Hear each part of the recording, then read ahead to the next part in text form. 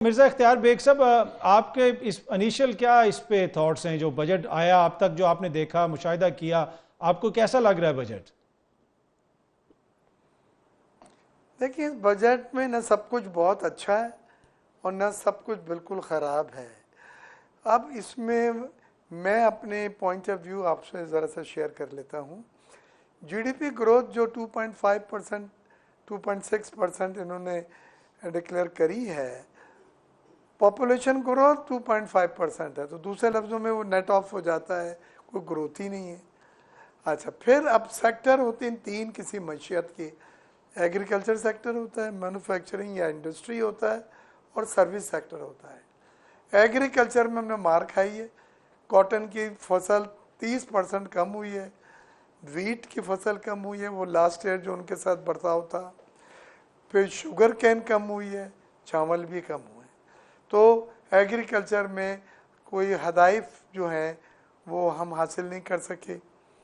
अब आप आइए, उन्होंने ज़रा सी बेहतरी दिखाने के लिए लाइव स्टॉक की कहा कि जी 200% ग्रोथ हुई है।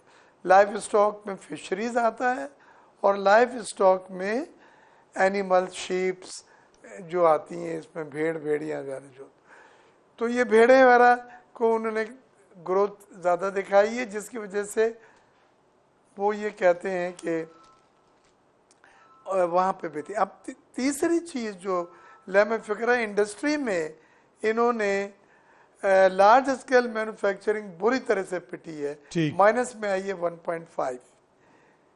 उसको मुतबादल दिखाने के लिए उन्होंने कहा एसएमईज में 8.8% ग्रोथ हुई है, लिहाजा औसतन ग्रोथ इंडस्ट्री की 4%, 4.5% है। ये औसतन कहीं नहीं होता। लार्ज स्केल मैन्युफैक्चरिंग एक अहम शोबा है जिसकी कारकर्दगी से मुलाजमतों के मौके पैदा होते हैं, टैक्स रेवेन्यू जनरेट होता है और एक्सपोर्ट्स होती हैं। अगर वो सेक्टर लेट गया, आपका नहीं परफॉर्म कर सका, तो आप ये जो एसएमईज को ज्यादा अच्छा दिखा के पर सर, आज जो डॉक्यूमेंट सामने आया है, ये पर आज का जो बजट सामने आया सर, ये तो इकोनॉमिक सर्वे के फिगर्स आए सामने, फिर बजट सामने आ गया। आपको लगता है इस बजट के नतीजे में जिन कमियों की तरफ आप निशानदेही कर रहे हैं, वो कमियां पूरी हो सकेंगी और ये बजट जो है वो एक तरक्की की तरफ हमें लेके जा सकेगा, या कोई बेहतरी आएगी? देखिए, ये बजट आईएमएफ से सब चीज़ें हमने पहले एग्री की थी, स्टाफ लेवल एग्रीमेंट साइन किया था, तो उसमें इत्तेफाक कर चुके हैं और ऊपर सब साइन कर चुके हैं, और ये ज़्यादातर ऑर्डिनेंस और बिल पहले ही पास हो चुके हैं। जैसे कैप्टिव पावर जनरेशन का, इंडस्ट्री को उन्होंने कहा कि आप गैस से शिफ्ट हो पावर जनरेशन पे, नेशनल ग्रिड पे। मैं नहीं चाहता था, मैं इस इंडस्ट्री नहीं चाहती थी, एप्टमा नहीं चाहती थी, लेकिन वो बिल पास हुआ। तो इसमें ज़्यादातर चीज़ें तो कवर हो चुकी हैं, ऑर्डिनेंसेस आ चुके हैं और बाकी के बिल्स आ चुके हैं जो अप्रूव हो चुके हैं कानूनी शक्ल में। ठीक है, अब इस पे आ जाएं। ये जो आपने दिया है बजट, इस बजट में दो तीन चीज़ें ऐसी हैं जो मैं चाहूँगा से आपसे बात करूँ। जी प्लीज़। पहली चीज़ तो ये कि 1% अगर जीडीपी कम होती है तो 5% बेरोजगारी बढ़ती है, 5% अनएम्प्लॉयमेंट बढ़ती है।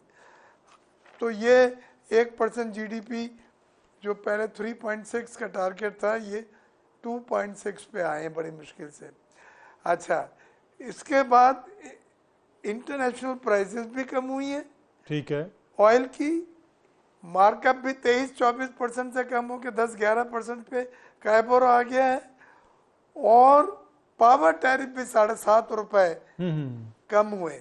लेकिन उसके बावजूद लार्ज स्केल मैन्युफैक्चरिंग आपकी नहीं बढ़ सकी, पिकअप नहीं कर सकी, ये सवालिया निशान है। ठीक है। अच्छा, पर सर आपकी वो कौन सी पॉलिसी है? पॉलिसी, ये जो पॉलिसीज का आप जिक्र कर रहे हैं, जरा ब्रीफली मुझे बताइएगा।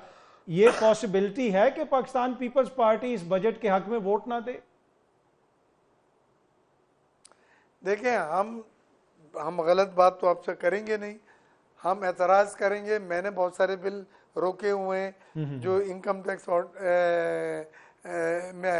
लॉज में अमेंडमेंट थी, रोके मैंने, क्योंकि वो फंडामेंटल राइट्स के ख़िलाफ़ थे, इंसानी हुकूक के ख़िलाफ़ थे।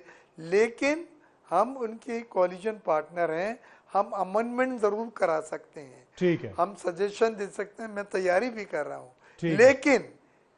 लेकिन ज़्यादा चांसेस ये हैं फाइनेंस बिल को अप्रूव करना पड़ेगा, क्योंकि पूरी मशीनरी को आप रोक नहीं सकते और हमारी सपोर्ट के बगैर बिल पास नहीं हो सकता। मैं बेग साहब, तनख्वाहों के हवाले से पाकिस्तान पीपल्स पार्टी भी कह रही है कि 50% तनख्वाहें बढ़ाई जाएं, मिनिमम तनख्वाह 50,000 रुपये की जाए।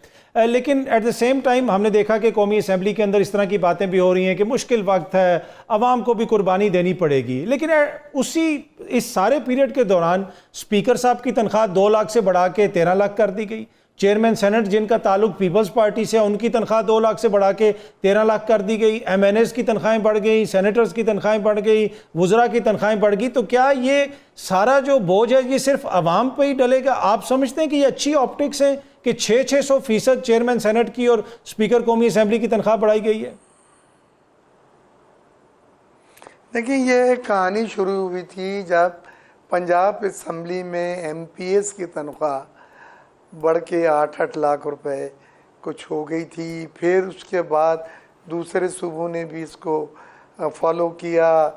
फिर हमारे MNAs की तनख्वाह जो है वो 5 लाख के करीब जो है वो बढ़ा के हो गई, और फिर इन दोनों की रह गई थी, स्पीकर और डिप्टी स्पीकर की, और वहाँ पे सेनेट चेयरमैन की। तो वही प्रोरेटा उन्होंने लगाते हुए इसको बढ़ाया है। मैं तो इस बात का बिल्कुल आपसे इत्तेफाक करता हूँ कि ये इजाफी बर्डन है, लेकिन जो पहले सैलरीज थी और जो नहीं बढ़ी थी वो मुश्किल 1-1.25 लाख रुपए होती। इतना तो आपकी बिल जहाँ आप ठहरते हैं, मैं जहाँ से आपका प्रोग्राम कर रहा हूँ पार्लियामेंट लॉज में, उसका बिजली, गैस, पानी एंड रेंटल बिल इससे ज़्यादा हो जाता है। तो ये इस पर डिपेंड करता है कि हाउ यू लुक एट, लेकिन कफात शारी मैं समझता हूँ हमें करना चाहिए। पर इस माहौल के अंदर सर फिर जो आम लोग हैं, जो सरकारी मुलाजमीन हैं, जिस तरह पाकिस्तान पीपल्स पार्टी मुतालबा कर रही है, तो ये फिर एक संजीदा मुतालबा है कि उनकी तनख्वाहों में भी इजाफा किया जाए इन्फ्लेशन के एतबार से। देखिए, मेरी खुद बात हुई थी फाइनेंस मिनिस्टर साहब से आज बजट पेश करने से पहले, तो हम आपस में खड़े बात थे, हमारी पार्टी के भी लोग, अपने नवीद कमर साहब वगैरह थे साथ में, तो हमने ये बिल्कुल बात उठाई हुई थी कि मिनिमम वेजेस भी साथ में अनाउंस किया जाए।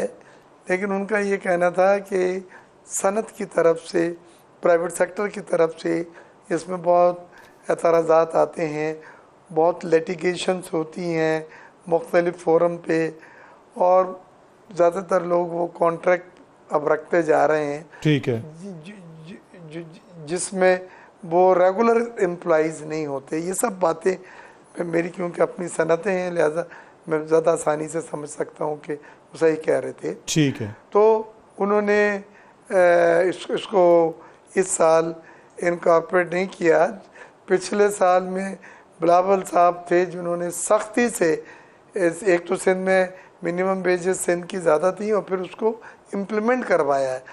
ये वेजेस कर देना बड़ी बात नहीं होती है, उसको सनतों में इम्प्लीमेंट कराना एक बड़ी बात होती है, कि जो बिलावल साहब ने कराया था। ठीक है, ये बात बड़ी इंपॉर्टेंट है जो आपने फरमाई कि कोई फैसला कर लें तो उसको इम्प्लीमेंट करवाना भी बहुत ज़रूरी है। अभी जो इख्तियार बेग साहब ने कहा कि फैसला तो कर लें लेकिन उसको इम्प्लीमेंट करवाना भी संधू साहब बड़ा इंपॉर्टेंट इशू होता है। चेयरमैन सेनेट साहब ने पहले प्रोडक्शन ऑर्डर जारी किया था उसमें। अच्छा, आखिर में इख्तियार बेग साहब जरा ब्रीफली बताइएगा, आपको लगता है कि आने वाले कुछ महीनों में अब महंगाई कम होगी, इस बजट के नतीजे में आवाम को कोई रिलीफ मिलेगा, या फिलहाल रियलिस्टिकली आवाम कुछ ज़्यादा रिलीफ एक्सपेक्ट ना करे? मैं मुस्बत बोलता और लिखता रहा हूँ, लेकिन आपके सवाल पे मैं अपने खदशात ज़रूर ज़ाहिर करूँगा। ये जो पेट्रोलियम डेवलपमेंट लीवे जो लगा रहे हैं, पेट्रोलियम लीवे है जो 78 रुपये फ़ी लीटर को बढ़ा के 100 रुपये फ़ी लीटर किया जा रहा है। और साथ साथ फंडेंस ऑयल और डीजल की डिस्करेज करने के लिए 5 रुपये कार्बन लीवे भी वो लगा रहे हैं पेट्रोलियम मसनूआत पे। ये दोनों चीज़ें सबब होंगी अफराते ज़र को शूटअप करने का, महंगाई में इजाफे के लिए। वहाँ से महंगाई शुरू होगी और ये हर आदमी पे लगेगा। एक गरीब मोटरसाइकिल चलाने वाला भी, रिक्शा चलाने वाला भी, आप उसको कर रहे हैं। मेरा इस पे सवाल यह है, चले आज तो इंटरनेशनल प्राइसेस ऑयल की कम हुई हैं, आपने वो कम कीमतें पास ऑन नहीं कर रहे, बल्कि उसका फ़ायदा आप लीवे लगा के वापस वसूल कर रहे हैं। लेकिन जब कीमतें $120 पे ऑयल की चली जाएंगी तो क्या उस वक्त भी आप लीवे लगाएंगे 120 की कीमत पे? ये सब चीज़ें क्लियर नहीं है। तो वो 5 रुपये आप कार्बन लीवे लगा रहे हैं और 78 से 100 रुपये कर रहे हैं आप पेट्रोलियम का। ठीक है, तो ये सब चीज़ें हैं जो मुझे लग रहा है महंगाई में इजाफा करेंगी।